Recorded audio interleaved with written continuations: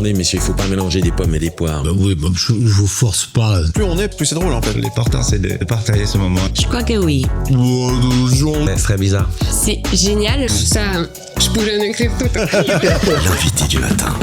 Après avoir multiplié les expériences sur scène, à la radio et à la télévision, mon invité, Yacine Emra, prend son envol avec son premier spectacle solo. Yacine Emra est faible. Passé par les troupes lausannoises, Avely, Brut et Impro Suisse, l'humoriste s'est fait connaître pour son humour absurde et décalé, notamment dans l'émission Mauvaise Langue.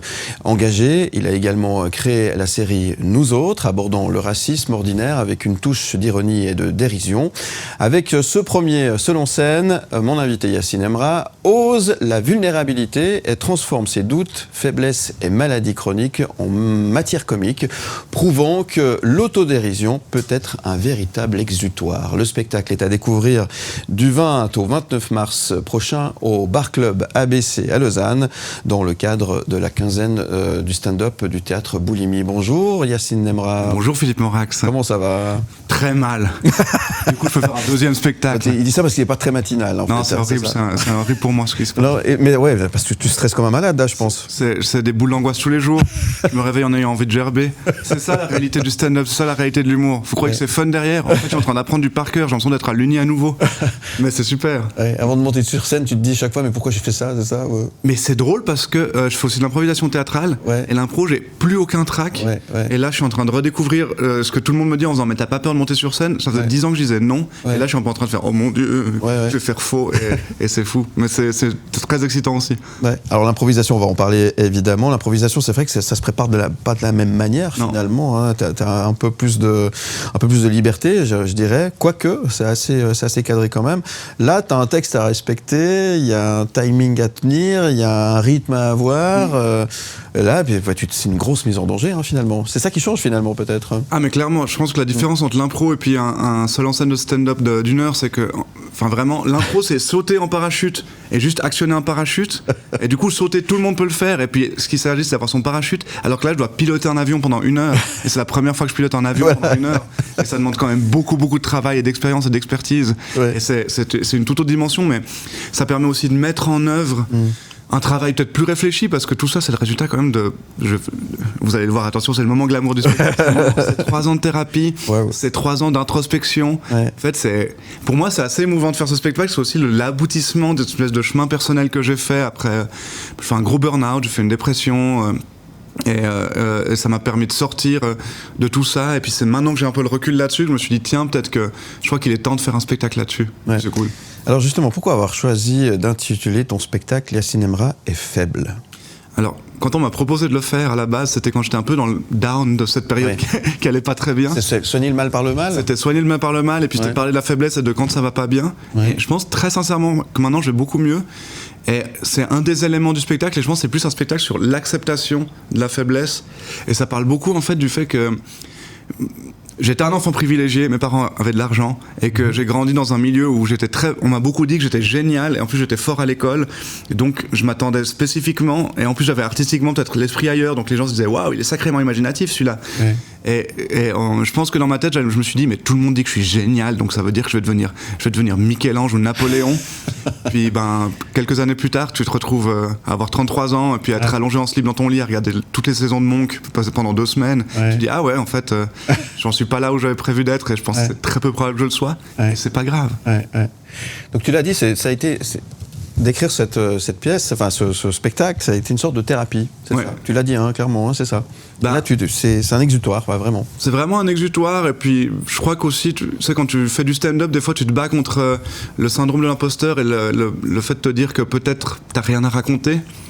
Puis en fait, moi, plutôt que de parler des autres ou parler de politique, enfin, il y a des trucs qui sont politiques forcément là-dedans, mais je crois que je me suis dit que le sujet sur lequel j'étais le plus légitime, c'était moi. Puis que là, moi, mon combat, ça a été toute ma vie, qu'on m'a tellement mis sur un piédestal, on m'a tellement dit que j'avais un gros potentiel pendant longtemps, alors que j'en branlais pas une et que je pensais que je le méritais pas, qu'au bout d'un moment, je me suis mis une pression dingue sur les épaules. Et en fait, maintenant, je crois que j'accepte que peut-être que c'est pas grave si je suis pas aussi fort que ce que les gens pensent ou que ce que je pense, et que je dois me laisser vivre en paix. Et je pense que tout ce spectacle, c'est un aveu de faiblesse en soi. Mais c'est une grosse pression quand même, tu l'as dit, hein, du coup, c'est une pression pour remplacer une autre, quoi, c'est ça. Quand tu vas parler de la peur de décevoir et que du coup tu fais un spectacle là-dessus et qu'en même temps tu as peur de décevoir avec ton spectacle sur la peur de décevoir, c'est une espèce de mise en abîme terrifiante. Soigner le mal par le mal, ça définit assez bien finalement ce que tu es en train de décrire. Tu seras donc en spectacle la semaine prochaine du côté de Lausanne, on va en parler dans un instant. On marque une toute petite pause. Tu bouges pas, tu restes là ? Absolument pas. On revient dans un instant. Tout de suite sur M-Média avec Canal+. Mais attendez, messieurs, il faut pas mélanger des pommes et des poires. Oui, je vous force pas. Plus on est, plus c'est drôle en fait. L'important, c'est de partager ce moment. Je crois que oui. C'est très bizarre. C'est génial. Ça, je pourrais en écrire tout. L'invité du matin. Il sera du 20 au 29 mars prochain au Bar Club ABC à Lausanne dans le cadre de la quinzaine du stand-up du théâtre Boulimi. Mon invité ce matin, Yacine Nemra, et son spectacle Yacine Nemra est faible. On en parle ce matin, on va continuer un petit peu de découvrir l'univers de ce spectacle. Alors, tu parles de sujets quand même qui sont des sujets, on le disait tout à l'heure, qui sont des sujets graves quand même, des sujets qui pour toi ont été finalement difficiles à traverser. Et tu arrives pourtant à en faire rire. C'est un sacré exercice de style quand même, sacré travail, non ? Je pense qu'il s'agit d'avoir du recul. Après, c'est un bout du spectacle, parce que vu que c'est quand même c'est un peu tout mon cheminement, je pense que vous le verrez qu'il y a une moitié du spectacle qui est plutôt sur le grand Yacine qui va devenir génial, et une autre qui est sur la chute, puis l'acceptation de ça. Et en fait, je crois que j'aime bien rire sur ce qui est là. Des fois, j'ai l'impression qu'on a honte de parler de nos moments glauques, des moments sombres, de la dureté du quotidien, de la tristesse, de la faiblesse. Et par exemple, je fais tout un sketch, je spoil rien, des gens l'ont vu, j'ai fait une chronique radio là-dessus, sur le fait que j'ai failli mourir en ayant une diverticulose du côlon. Et une diverticulose du côlon, c'est une espèce d'inflammation chronique que t'as. C'est pas grave normalement. C'est un truc de personnes de plus de 50 ans. Donc vraiment, déjà, je me sentais vieux. En plus, j'ai failli mourir en me noyant dans mes propres selles. C'est glamour, c'est la télé, c'est la matinale. Super. Et je suis genre, je sais que c'est dégueulasse, je sais que c'est horrible, mais c'est ce qui s'est passé. Et des fois, ça t'arrive, tu te retrouves dans des situations où tu te dis, waouh, ok, c'est vraiment ça. Je suis inconscient chez un pote, j'ouvre les yeux, et puis je suis allongé dans une flaque de sang, puis tu fais un peu. Et en fait, il y avait tellement de drôleries dans ce moment, il y avait tellement de choses qui étaient débiles, où ma première réaction, ça a été de lui dire, j'ai pas eu peur, j'ai pas eu envie de pleurer, j'ai juste dit, si jamais tu peux nettoyer en mettant du vinaigre blanc, ça va faire passer l'odeur. Et c'est vraiment ce qui est arrivé. Ouais. Et en tout cas, ça marche, ça me fait rire. En tout cas. Mais l'idée, c'est plutôt de désamorcer finalement. C'est ça finalement, de dédramatiser. Ouais. Je vais y arriver. Ouais. Oui, de dramatiser, ou aussi peut-être d'accepter que oui, ça peut être un peu dramatique. Il y a des choses qui sont graves. En même temps, j'en suis pas mort. Et il y a des sujets dont je me permettrais pas de rigoler. Je pense que ce qui se passe, je sais pas ce qui se passe en Ukraine, à Gaza maintenant. Je sais pas des trucs qui me donnent spécialement envie de rigoler. Non. Mais que par contre, là, des trucs du quotidien, la dépression, je pense qu'on est plein de gens à le vivre et à pas oser le dire, et qu'en fait aussi en rendant ça drôle, ça permet peut-être d'en parler plus facilement et d'être à l'aise avec ça. Est-ce que tu t'attends à des retours du public, et si oui, lesquels ? Après ou pendant le spectacle? Pendant le spectacle, peut-être. C'est pas un spectacle à participation du public. Non, mais après peut-être justement. Est-ce qu'il... Je sais pas. Est-ce que tu penses que ça va faire du bien à certaines personnes? J'espère. Ouais. Je crois que c'est pas un spectacle qui a vocation à dire voilà, c'est. Y a pas de message. C'est pas Bref saison 2. Ouais. Pour moi, c'est pas saison 2 de Bref où je viens asséner une vérité sur. En fait, regardez, c'est comme ça. Il faut s'accepter de faire une thérapie. Non, je crois que c'est très proche de moi. C'est ma vérité. C'est très autobiographique. Puis oui, j'espère que ça pourra faire dire à des gens que oui, c'est vrai. En fait, je dois me lâcher la grappe, baisser mon taux de travail, me reposer un peu, et puis arrêter de penser que peut-être ça va convaincre Elon Musk d'arrêter d'être vouloir être un mégalomaniaque et puis d'aller faire un câlin à ses enfants plutôt que de les faire chier. Mais je sais pas. Oui, parce que des fois, j'ai l'impression que gamin, j'aurais pu avoir ce truc d'Elon Musk et me dire je vais devenir génial et je vais devenir un titan et le monde va. Alors qu'en fait, stop, lâche-toi la grappe, respire. Ce qu'on a envie de faire, c'est boire du vin et puis aller se balader au bord du lac, et c'est vraiment très chouette. Se laisser vivre et profiter de la vie. Ces expériences radio-télévision que j'évoquais en introduction, est-ce qu'elles t'ont apporté un regard différent finalement? Est-ce que ça t'a aidé finalement aussi à l'écriture de ce spectacle? Ouais, je pense qu'il y a une bonne partie du spectacle qui est très radiophonique dans l'écriture, qui est d'ailleurs la plus dure à apprendre parce que c'est vraiment un truc rythmiquement très intense. Oui, parce qu'en fait, ce qui est particulier, c'est que c'est un spectacle qui est un peu bâtard en termes de stand-up, parce qu'il y a un début qui est très très écrit et quasi radiophonique dans le rythme. Ensuite, c'est plus du stand-up classique, d'anecdotes, et il y aura des petits moments surprises que je vais pas dévoiler ici, qui sont différents. Mais suspense, oui. Ouais, je pense qu'en termes de concision, ça m'a beaucoup aidé. Et puis le fait de devoir produire 3-4 fois par semaine, bah en fait, et comme l'impro, ça crée une gymnastique du cerveau qui fait qu'on arrive à produire, à trouver des images et à avoir l'habitude de commenter ce qu'on peut. En plus, ce qui est plus simple, c'est que d'habitude, je parle de sujets qui sont extérieurs à moi, et là, je dois parler de moi, donc c'est au moins, pas forcément facile. Ouais. C'est quoi tes influences humoristiques qui t'ont construit aujourd'hui? Si tu dois regarder un petit peu dans le rétroviseur, quels ont été les exemples? Ok, je vais être long parce que là-dessus, je suis vraiment... Essaie d'aller... Je vais aller très vite. Ouais. Les Nuls et les Inconnus quand j'étais petit. Très bien. Les Monty Python, numéro 1. Et puis, sinon, je pensais beaucoup le Saturday Night Live aux États-Unis, donc la fameuse émission qui fête ses 50 ans cette année, qui a révélé Eddie Murphy, Bill Murray, Dan Aykroyd, Kristen Wiig, plein de gens que je trouve géniaux. C'est très nord-américain, beaucoup. Les films de Will Ferrell, qui sont des films absurdes qu'on voit peu, mais qui sont sur Netflix, jamais. Anchorman, c'est vraiment très très drôle. Qu'est-ce que j'ai d'autre? Mais moi, l'humour de sketch, c'est déjà pas mal. C'est déjà pas mal.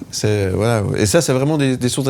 Tu penses, quand on écrit, quand t'as écrit ton spectacle, t'avais ces images en tête ou tu t'es complètement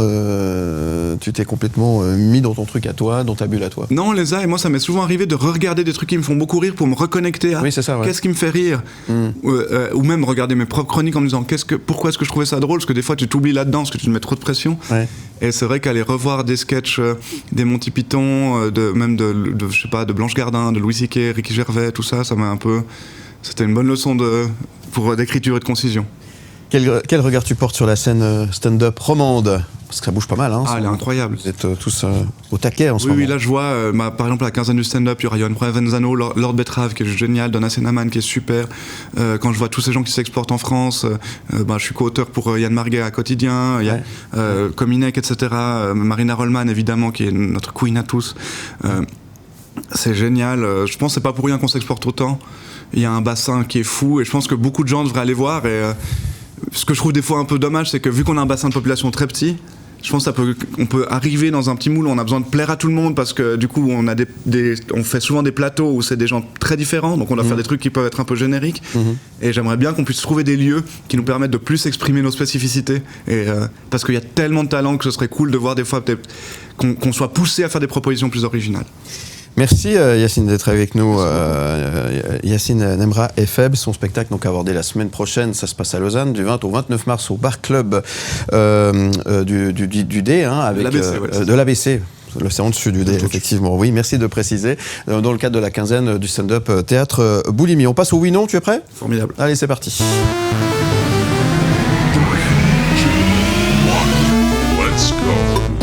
Ton spectacle Yacine Nemra est faible. Est-ce une manière subtile de prévenir le public?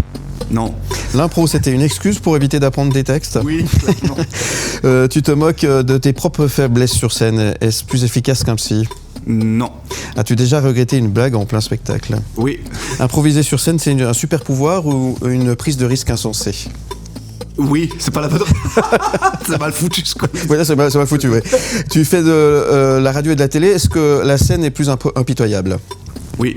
Rire de tes propres galères, ça marche vraiment ou ça cache juste une crise existentielle? Crise existentielle. Avez-vous déjà un moment de solitude as-tu déjà eu un moment de solitude totale sur scène? Ah oui, horrible. Tu aimes l'impro, mais est-ce que tu as déjà oublié ton texte? Oui. Oui, c'est déjà arrivé. Donc là, tu pars en impro, si c'est le cas. Oui. Le public roman est-il plus difficile à faire rire que les autres? Ouais, je pense. C'est vrai, pourquoi?